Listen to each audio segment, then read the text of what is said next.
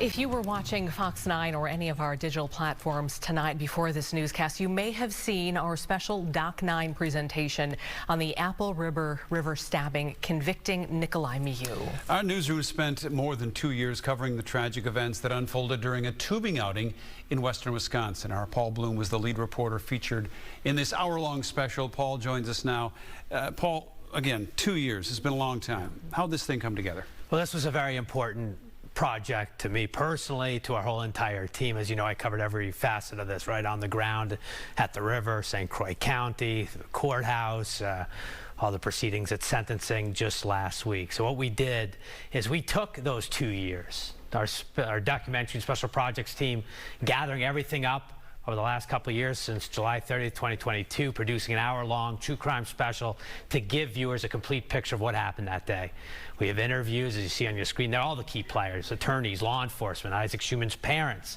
There's a trial testimony, all of it on camera. Of course, Wisconsin courtroom cameras during trial. The massive case file of evidence, Nicolae Miu's claims of self-defense, and his lies in the aftermath. We allowed the story to unfold naturally through those voices, giving viewers the ability to decide whether, in fact, justice was ultimately served. They pointed the knife at me. They pointed the knife at me. Both boys pointed the knife at me.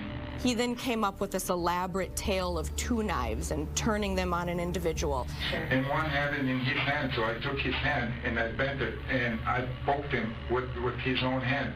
And then I took it from his hand and then I went and swung like this.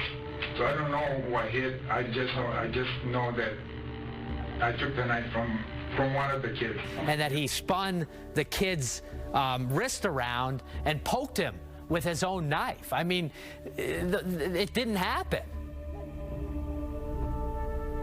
And then being worried about when he was talking to Officer Hart, that he was worried about where his goggles were. Those goggles are lost. They took them, they grabbed them off my face and threw them in the water. We found the goggles. Oh, good, thank you. His special goggles. I mean, it was just, he's clearly a sick, narcissistic, evil man. Paul, what was it about this case in particular, do you think, that really connected so intensely with the community?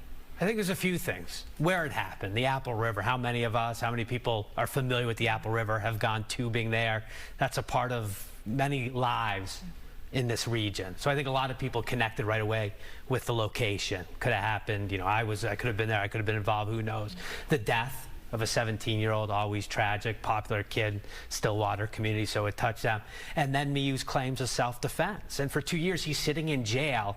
We know there are these claims of self-defense. We know there's cell phone video. We just don't see it for 2 years. So this case kind of waits, and all of a sudden there's this trial. We have cameras in the courtroom in Wisconsin, so now all of a sudden we get an insight into what was going on. And we felt it was our duty, with the resource we have at Fox 9, to put this together, to allow the viewers to see it all at one time. Every time, you know, I come on, I have the headline of the day, the news of the day. This allowed viewers to watch it in its entirety and let them make their own decisions about what they think about this story. Well, to your point, Paul, this took a long time, and you're immersed in it really many times during a week in a given year. What stood out to you most about the documentary, or at least this story as it unfolded?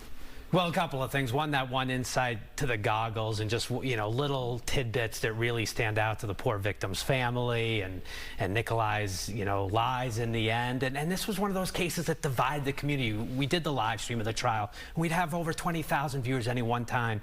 And we would put out polls. You know, should Nicolae Miu take the stand? 50-50, yes, no. Did he do himself? Did he help himself? 50-50, maybe, maybe not.